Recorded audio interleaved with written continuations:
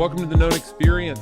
I'm John, and my buddy Sean is not with us today. He couldn't make it, but I am so excited and grateful to have Derrick Levasseur with us. If you don't know Derrick, I'm going to tell you way too much about him just because I'm a fan, and this is an episode that I've been really excited to be a part of. Derrick started his career as a police officer and an undercover detective in Rhode Island, went on to be a sergeant, worked with the DEA, the FBI, the Secret Service. He's most notable as the winner of Big Brother season 16. I would say he's the GOAT of Big Brother. I'll fight you over that. Anybody that wants to come at me. He won over $500,000 at the time. It was the most anyone had ever won on Big Brother. Unfortunately, Derrick, they bumped it up to $750 now. It's messed up. I'm sure that's not enough to get you to come back, though. No. Most recently, he was on the reality show Traitors. And if you like competition reality shows, it's a fun watch. He got kicked out, murdered early because he was too smart and too dangerous, and they were too dumb. He had several shows on the ID network, including Breaking Homicide. He's regularly featured on America's Most Wanted, the reboot on Fox. He has 3 podcasts. 2 of them are active right now: Crime Weekly, Detective Perspective. And he's the author of The Undercover Edge, Find Your Hidden Strengths, Learn to Adapt, and Build the Confidence to Win Life's Game. He's the founder of Criminal Coffee Company, and he is a dog lover and rescue advocate, and most of all, he's a dad of 2 girls. So that's probably the longest intro I've ever done on this podcast, but I think people need to know that about you. Well, yeah, it was great. You forgot one job, though. Tell me that. Break Investigative Group, my PI firm. Oh, that's right. You were still a licensed private investigator. So if anybody out there, if you want to investigate somebody, this is your guy. Right. Yeah, and we don't do a lot of civil cases anymore. The only reason I even bring up Break is because you brought up Criminal Coffee, and the main thing about Criminal Coffee is we use a portion of the profits to solve cold cases. And the way we do that is not only from the funding, but my PI firm does a lot of the pro bono work. So when it comes to investigative genetic genealogy, I bring my genealogist in to do that portion of it, so we can do more cases with less money. That's awesome. Well, that's right in line with who you are, and we're going to get more to that later. I want to start just with your early career, then we'll get into Big Brother, and then we'll talk about what you're doing today. Cool. So you were an undercover detective. I'm sure every guy watching this is like, that would be so cool. That would be so fun.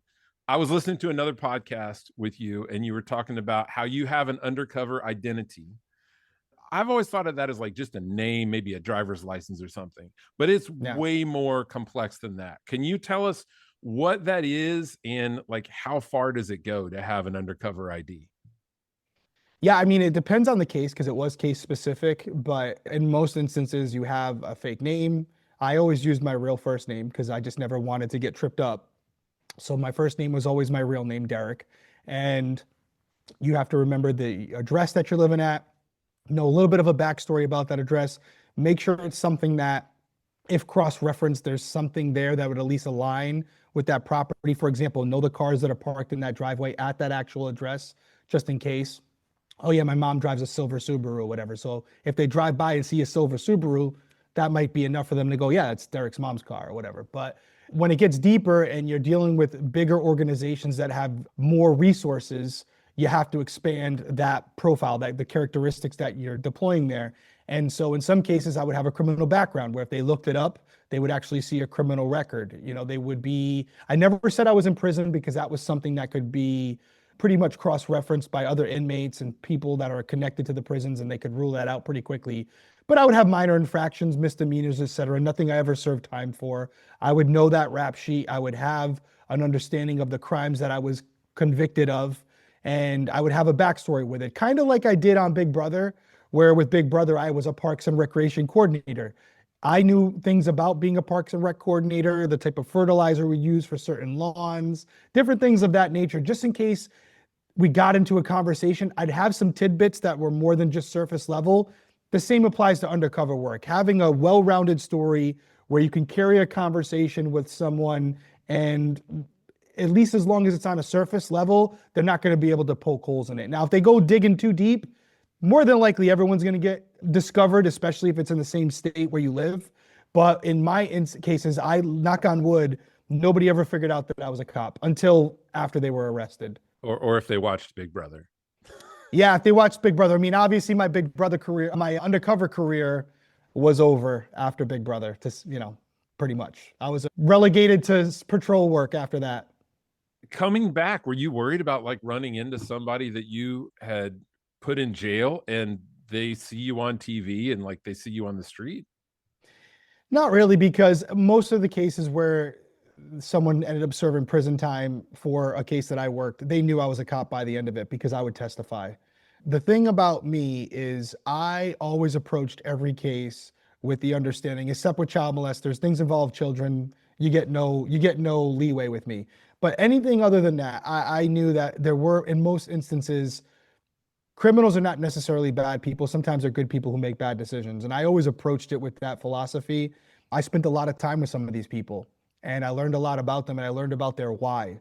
And frankly, a lot of the reasons they're doing these things is the same reason that you and I get up and work every day.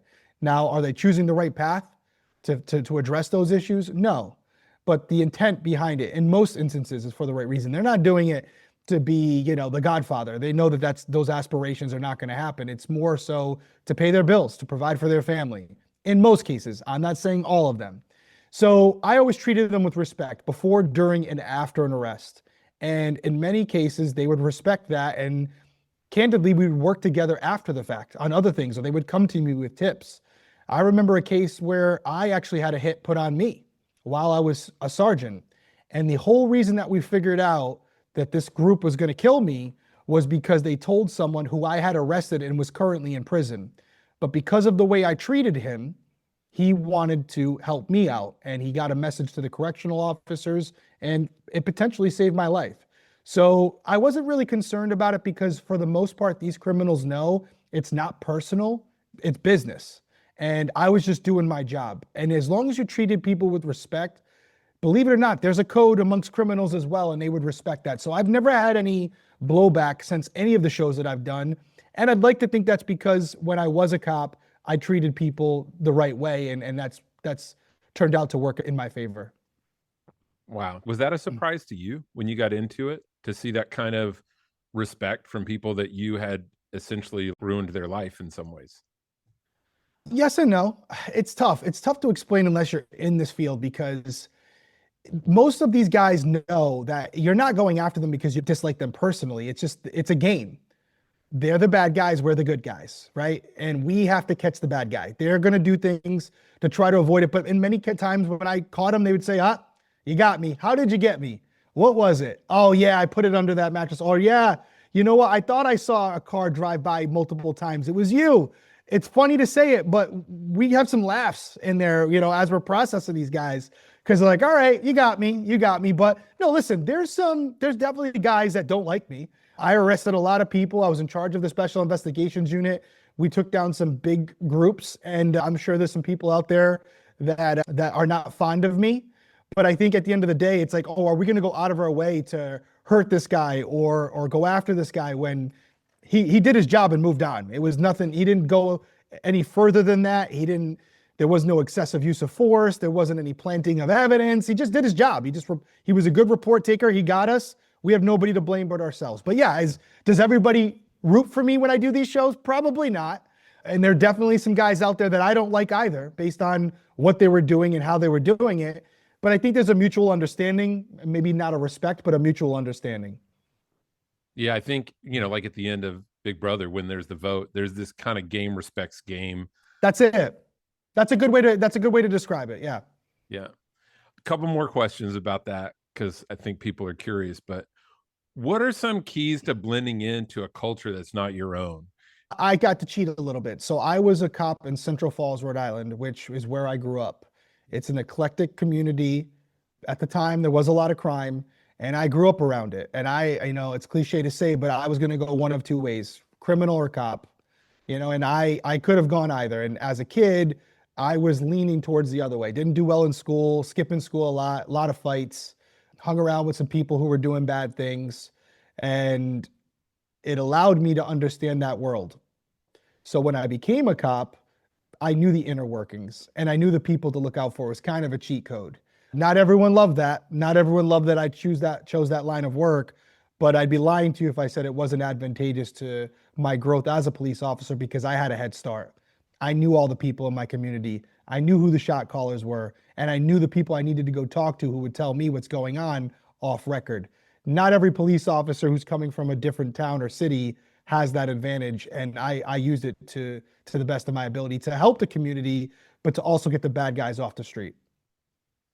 Hey, before we jump to Big Brother, I just want to ask one other question about the undercover thing. In your book, you talk about the importance of self-awareness and environmental Yeah, awareness yeah. and how that's useful in life as well. Could you just give us a little bit on that and how that you use that in real life? Yeah, I mean, listen, I think some people want to be certain things and they strive for that, but we have to be able to take a self audit and look at what we are and who we are, our strengths, our weaknesses, because we're all different. And unfortunately, some of us have better skill sets in certain areas than others, and that's okay. The difference is understanding what those are and embracing them and utilizing them to get what you want. It may not be the traditional method that some others may use, but it's your method and it's going to work more for you because that's what you're good at. So, an example of it for me was like sports, right? Like I wanted to, and this is a very like surface level example, but I wanted to play in the pros. I always wanted to be, the guy who hit bombs, who was a home run hitter. But I realized very early on that I had a better arm than I was at hitting. My eye-hand coordination was good. It wasn't great. So I really focused on pitching to get me to my ultimate goal of playing in college. I didn't make it to the pros. It wasn't for lack of effort, but I was able to go on to a collegiate level because I embraced what I was good at. I didn't try to focus on the things that I wanted to be good at. I looked at myself, I looked internally, and I did it. Now, from more of a personal note, not necessarily a sports analogy, I know that for me, listening is something that I'm very good at. I can understand what people are saying. I can process that information pretty quickly, and I can spit it back out to them to accomplish what I want. So when you say environmental awareness, it's knowing your audience. We talked about Big Brother. That's a great example because Big Brother is a microcosm for society. It's a social experiment. And in that house, instead of telling people what I wanted from them, from my perspective, I tried to frame it in a way that was advantageous or incentivize them. For example, I knew what I was there for. I was there for my family. I was there for the money. I was a cop, middle class, not making a ton of money. I had one goal and one goal only was to make it to the end and win. For some people in that house, that was not their goal. It was to be famous. It was to get a music career. It was to get a modeling career. It was to have America love them and vote for them for America's player. So by listening and just shutting up and hearing truly between the surface level and what was really going on, why they were there, what were their motives, I then framed my direction or my I guess I would say recommendations. I always tried to make it something soft, not forceful. I would frame what I was trying to accomplish around what I have learned incentivizes them, what motivates them. So for example, hey, listen, I really think we should get out this person because, man, what a big move that would be. America's going to love that. Now, instead of trying to frame it in a way like, hey, if you do this, you could win the money, I framed it in a way that they would be more receptive to it because I knew that was what they were there for. We see it in our personal relationships as well, right? Like whether it's your partner, everyone responds to different things. Some people like recognition in different forms. Some like, mental, communication, just, the verbal affirmation. Some people like physical touch. I may be a hugger. I may like to have someone hug me and say, great job. Other people may not. So it's not about pushing forward a line of communication that you think they want to hear. It's understanding who they are and framing it in a way that they want to hear it. And I think some people make that mistake where they're like, well, I love money or I love, chocolate or whatever it might be. So they must too. You got to put it in perspective of the other person. And if you adapt your questions and your directives for if it's an employee situation into a world where they're going to be incentivized to do it, you're more likely to accomplish whatever you're trying to accomplish. Yeah, that is exactly when I work with leaders and coach them, and they often say, man, how do I motivate my people? How do I get them to care as much as I do? And I say, well, first of all, they're not going to care as much as you do. Just accept that. And then you motivate them by finding out what motivates them, right? Yeah. Like you said, for one person, it's money. For another person, it's more attention, more time, more PTO to spend with their family. And yeah, promotions, yep, whatever it might be. title, yep. Yeah. Well, along those lines of listening, one of your superpowers on the show was silence. And if you've watched the show a lot, there are people that are loud, there are people that play it like an MMA fighter, and there are people that play it like James Bond. And you rarely shared an opinion on things unless you were asked. And when you were asked, you often kind of deflected it back to like, well, I don't know, what do you think? Talk about that power of that in real life, of silence and choosing when you're going to speak so that when you do, it matters. It all ties into what we're talking about. You just mentioned the people that you're talking to about how do I get to motivate? How do I motivate my employees? Well, you listen. You listen. You don't always give them orders or objectives. You listen to what they're saying. And it may not even be work related. They may be talking about their kids or their wife or just something that they're into, where the hobby, whatever it may be. It may seem trivial. It may seem not related to what you care about, but that may come into play later when you're trying to motivate them. Like you just said, more PTO. Well, if they're constantly talking about their kids and they have pictures on their walls and they like to go fishing with their son or their daughter, well, that might be an angle that you want to approach, but you wouldn't know that unless you just shut your mouth and listen to what they had to say. And I also noticed, whether it was Big Brother, whether it was undercover work, my objective, my main goal was to gather information. Well, it's hard to gather information if I'm always the one talking. And I found, although there's no scientific proof of this, I wrote about it in my book. I always found that there was this psychological awkwardness when you didn't speak and the other person wasn't speaking. So they would finish a sentence, and it was almost as if like, the human nature is for them to expect a response, some type of acknowledgement that you're hearing what they're saying and now you're going to talk. And when you don't immediately provide that, there's this natural awkwardness, and they feel an obligation to fill that void, to fill that gap. It doesn't always happen, but I found it in interrogations as well, where I would ask a question, they would give me the bare minimum. But instead of responding or following up with another question right away and giving them the impression that that fulfilled what I was looking for, I would pause and take an extra second. And I'm talking seconds, it's not minutes. But in many instances, they would continue to speak. And sometimes the more critical information was the second or third thing they said, because they started at the base level. And when they realized that wasn't going to work, they provided a little more. Wow, yeah, there is power in awkward silence and just being Yeah. comfortable with awkward silence.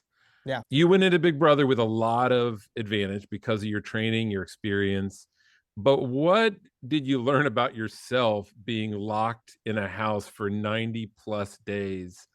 Yeah, what did you learn about yourself in the midst of that isolation and in being with people that you don't really know?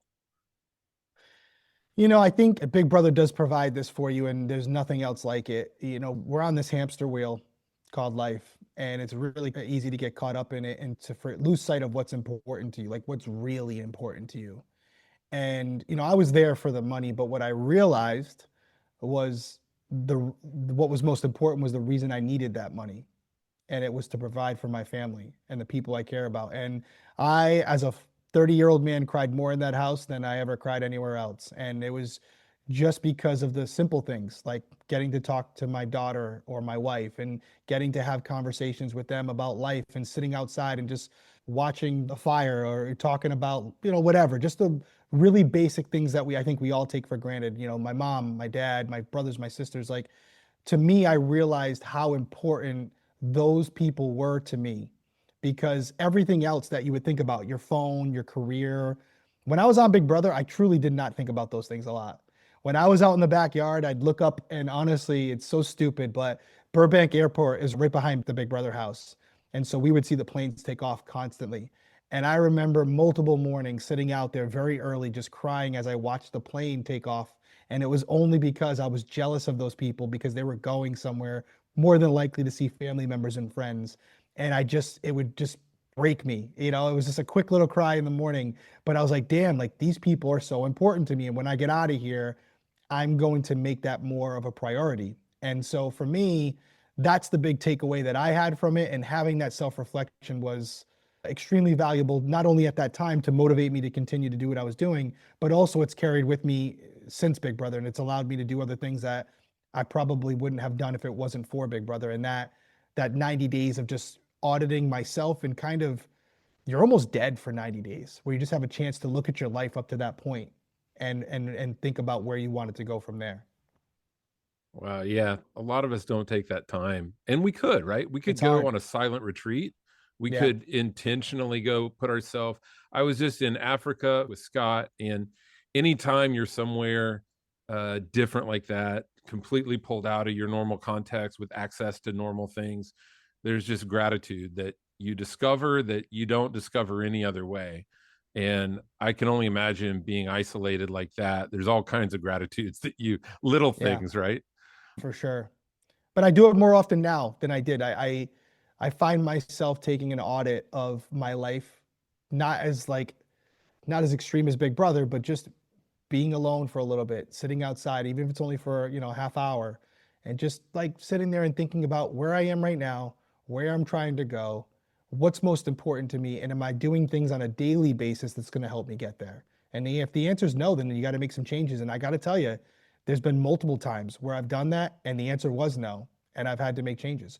I won't get into too many personal details, but a significant one came up recently in my life, and it's caused me to frame the questions that I'm answering now differently, and the trajectory that I'm going now has shifted exponentially in the last few months because of some things that happened in my life. All good stuff, but it was because of those self audits and being honest with yourself that I was able to make those corrections. And there's nothing wrong with that. We all get off course sometimes. We get caught up in certain things, and if you're not stepping back to take a look, almost like an outer body experience to see where you are, you might miss something. You can be hindered by the blind spots. So I'm by no means perfect, and I'm learning every day, even at 41 years old.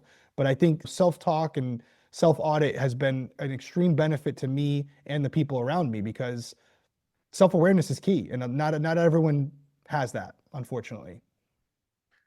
I wonder if some of that for you comes from your athletics background. I and Sean is going to really hate that he wasn't on this with us because he's an athlete. He is all about growth mindset and being Yeah, aware. And a friend of mine, Noah, who was a collegiate baseball player, you're reminding me of him right now because there was something I had to talk to him about. There was something where he had just kind of screwed up, and friend to yeah, friend, I had to say, "Hey, bro, I need to talk to you about this."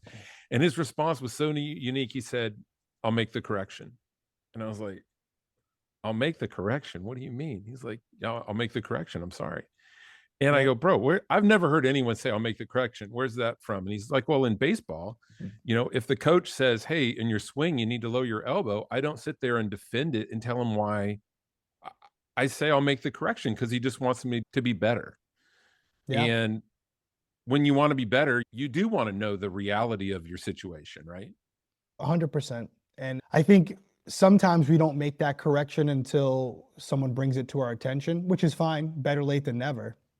But I find that I don't have a schedule, but I do it all the time. I do it daily now at some point. I'm very critical of myself, but periodically taking some time to yourself, turning off your phone, shutting off the TV, and just, you know, having a coffee or a glass of whiskey if that's your preference, and just kind of thinking about where things are, just from an overall perspective. Give acknowledgement to the successes you've had, but talk about some of the things that you feel like you might be slacking in that can need some improvement. And then ask, develop the questions that answer whether or not you're taking steps towards getting there. And if it's not, then the things you have to do. As a father, I have two daughters. I feel like I'm a good father. I'm biased, but I feel like I'm a good father. But again, there's always room for improvement. And it's funny how what we've talked about today, but a lot of those improvements come from listening to what my kids are saying, listening to what their mom's saying, listening to what their teachers are saying, and figuring out how I play in that equation. How can I contribute to those successes to make them, better adults as they get older, and how I can make sure that as I'm growing with them, one of my biggest fears is that they would feel that I wasn't present, even though I'm accomplishing all these things. I don't want to be that guy where they're like, oh, he's a great dad, but he worked a lot. That's a fear of mine. So I ask myself questions. Am I doing enough where even though I'm working a lot, my kids don't see that? They don't feel that. They just see me as the softball coach, the guy who's at all the dance recitals, or the guy who just yesterday rearranged this whole day to go to my 9-year-old's poetry cafe at school, which came up last minute and threw a complete monkey wrench in my day. But I know when she saw me in the crowd, when a lot of parents weren't there, it had an impact on her. And the significance of that impact and the residual effect it has, we don't know. But I do know that it has an impact, and I'm not willing to find out the negative side to it. So I'm there. Making adjustments like that, prioritizing things, that comes from self-reflection. And for me, I do think it's been a critical part of my success, not only in business, but in my personal life. Yeah, I think, when you do that, you're building trust so that when the things do come up later in life with your kids, they know you were there for them when it mattered. And I heard Yeah, somebody say that, pay attention when your kids go on and on about the little things, because to them, the little things are big things. And 100%. if you want them to listen to you about the big things later, then you need to listen to them about the little things now, right? Absolutely. And there can come a point where if you're not listening to that advice and all of a sudden they're 16, 17 years old, I'm an honest person. It's too late at that point. The foundation has been developed. So that's why I'm saying the periodically looking into it as the time's going is better than looking back 10 years too late. There's course correction, there's time to do all that, but that's only if you're taking the time to look within. And it doesn't happen 20 years later. It has to be all the time. You have to constantly be taking an evaluation of where you are, where you want to be. And again, I'm going to keep saying it. Are you doing the things to get you there? And if the answer is no, then you have your answer. You have to make an adjustment. What that adjustment is, if you're really honest with yourself, you'll know what it is. It may not be what you want to hear, but you'll know if you're open to it. Yeah, that's good. I'm going to go after this and do some self-reflection. All need to. We all need to. Last big brother question. I don't know you other than just watching you, social media, all of that. But the choices you've made and the way that you've behaved, at least in a public setting, causes me to believe that you're a person that cares about character. You care about who you are, being a man of your word, how you treat people. How hard was that being on a show that's based on deception and manipulation? Because I see people at the end, they're like, "Oh, you didn't play a game of integrity." And I'm like, the game is not about integrity. Like, but how did you wrestle with that and navigate that in the show? Listen, it's two different answers depending on what you want to accomplish. Like Traitors. Traitors is a perfect example for those people who watch that. I went head to head with a guy, Boston Rob. More people know Boston Rob than they know me. And if you know Boston Rob, he's someone that's loved by the reality community, but he's a cutthroat player. And he approaches it with the mindset of, I will do anything and everything to win this game. I don't care. My morals are at the door. I do not care. I don't play that way.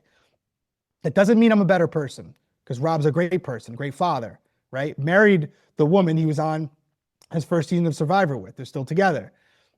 So you can play whatever way you want, but for me, I felt there was a way to build a team and kind of approach the game the way I approached life and the way I approached my career. And I would be able to develop a team where there was a hierarchy that they weren't necessarily aware of. And as we got to a smaller number of people, I would eliminate the lower people on that totem pole until I was the only one left. It worked out. I won, but it was also very possible with just one game going one way or one person relaying a conversation that I had with them to the wrong person that I could have easily gone out very early. There is a level of luck involved in all these games. I don't care who you are. And to a certain degree, I got lucky. My strategy worked. I didn't have to deviate from it too much, and I was able to play a pretty honest game. Did I lie to people? Of course I did. Of course I did. But I always treated everyone with respect, and it goes back to what we were saying to earlier.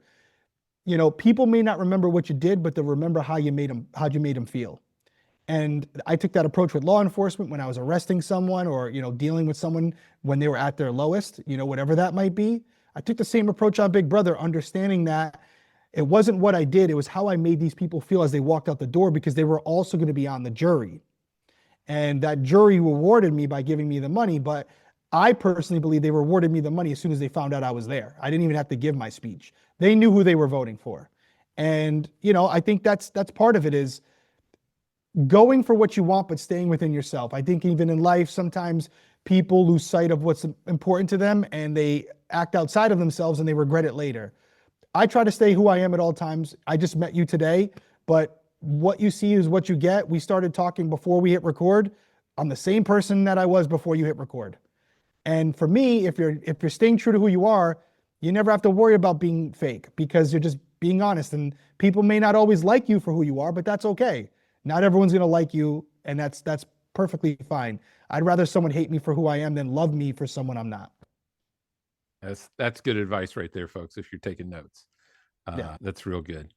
Well, following that idea of being who you are, just as we wrap up here, I want to get to what you're doing today. You know, a lot of people have gone on these shows and then gone on to make a career out of it. Boston Rob is a great example. Yeah, he's a great And example. they go on multiple shows and they are just searching for fame. Any way they can get in front of a camera and get paid for it, they're doing it, which is fine if that's what they want to do. Don't blame him. There's a lot of money for it in it now, for sure. Yeah, and I mean, I wouldn't mind getting paid to fly all over the country and just Yeah. be me and get a check. Yep, absolutely. But you've taken your success and you leverage it towards what you love rather than just pursuing more fame and money. Yeah. If you could share about that decision, like was it hard or not? And how did you process that?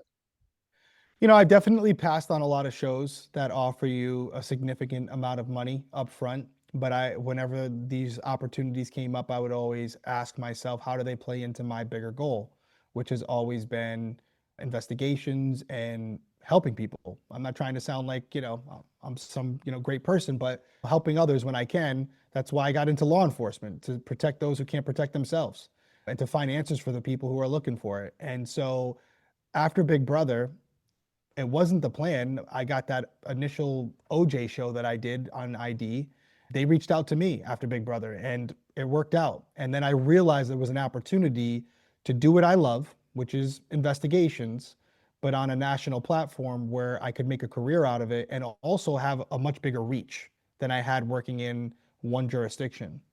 And so anytime a show comes up now, I ask myself, how does it play into what I'm trying to accomplish, which is to be someone who is taken seriously in the true crime community, someone who some may consider an expert in that field, and doing things that are aligned with that, which Traitors was a surprise for a lot of people because that's a reality TV show. It's not real, but for those of you who don't know the show, it's basically you go in there, there's 3 traitors selected, sometimes more, and you as the faithful have to figure out who they are before they murder you.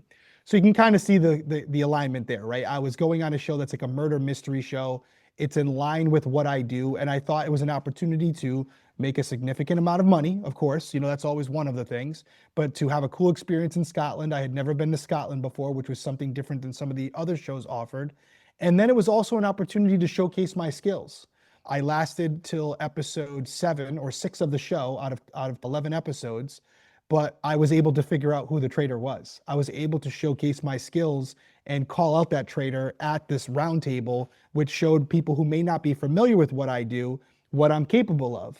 So to me, to be transparent with you, I didn't know that I was going to be able to do that going in there, but I took a risk on myself because I believe in my skill set.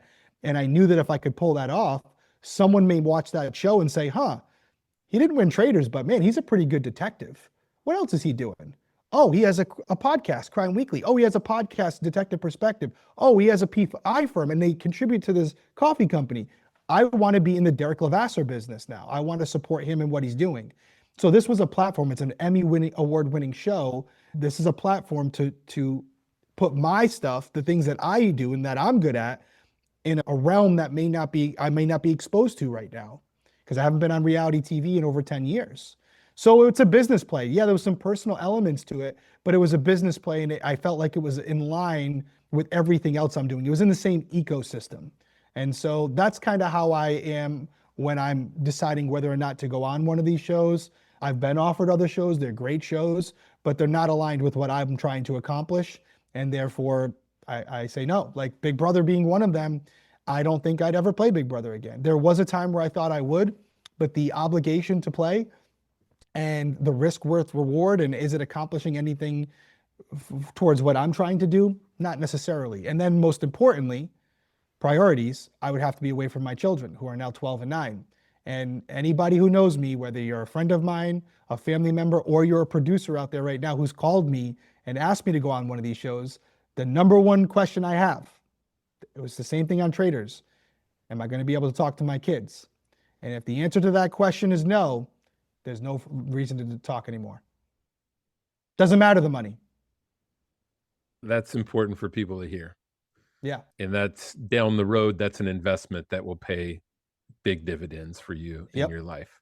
Just real quick, what is the most difficult thing you've had to say no to? Probably Big Brother. I mean, to put it bluntly, I mean, there's such an audience there and I love the show, but I was offered All Stars, which is a great opportunity, but there was a lot of variables why I didn't go. I can tell you right now, the top one was the kids, being away from them, and Big Brother doesn't allow for any contact with your family. And it's kind of a non-starter for me for that many days. You know, it doesn't work. Other opportunities. You know, listen, I'm someone, when it comes to opportunities, if I can make it work, I usually do, because most cases, you're not going to regret doing something, you'll regret not doing it. So I'm more of the FOMO type of guy where I'm like, man, am I going to regret this one after the fact? Traitors, honestly, was partially that. Like, I knew how big the show was. I had turned down season 1 and 2. So, and I turned down season 3 initially as well. They came back to me. So, yeah, I mean, to be honest with you, I'm not trying to sound cocky here, but most of the things that I've not chosen to do, it was very candidly, it was the right decision after seeing it. And everything that I've chosen to do has worked out in my favor. Honestly, knock on wood, knock on wood. But yeah, I would say Big Brother, you know, it was an opportunity to play with Cody again and some other people that I'm friends with. And I do love playing the games and all that stuff. And you get exposed to a huge audience, which can only help you if you're in the media space. And so that was something that I was concerned about. But again, spoiler alert, Cody did go on and he ended up winning. So it worked out exactly the way I would hope it did. If I couldn't win, that's what I would want to happen. Yeah, and I think the two of you coming in with people knowing who you are and knowing your alliance and all of that, We would have both been gone. It would play so differently than it did the first time around. If I was there, we both go home. You know, you've mentioned it several times here, and it was really kind of one of my last points, but you have made a point to prioritize your family, made a point to prioritize your girls. It's cost you. It's probably cost you a lot. There's probably a lot of things you've said no to because of that. And I just want everybody to hear that, because I think as men, we can make so many stories up about why we're doing things for our family, which takes us away from our family. Like, you know, providing for them for the future. You know, how much do you need to provide for them? What level of lifestyle is going to make them a better person? You know, it's really you being with them that's going to make them a better person, right? And I would guess you have no regrets for that, right? Zero. And you know, I don't think she would mind me talking about this because I've talked about it before. But I bring up my mom as the perfect example. She raised 4 kids on her own for a good portion of our lives until my stepdad came into the picture. She worked multiple jobs. We never had money. We never had a nice place. We always lived in an apartment. I always shared a room. And some of the environments we were in weren't great. We had mice in our house, cockroaches, the whole 9. But I can tell you at 40 years old, those aren't the things I remember. I don't remember that we struggled financially. I remember that my mom was always there. Good, bad, ugly. She was at the games. When I got in trouble at school, even though I continued to get in trouble at school, she always supported me. She always had my back. And that's why to this day, my mom is my best friend. Talk every day. And that is my example of what I want to be. I'm in a better financial situation than she was, so I have an opportunity to provide for my kids financially.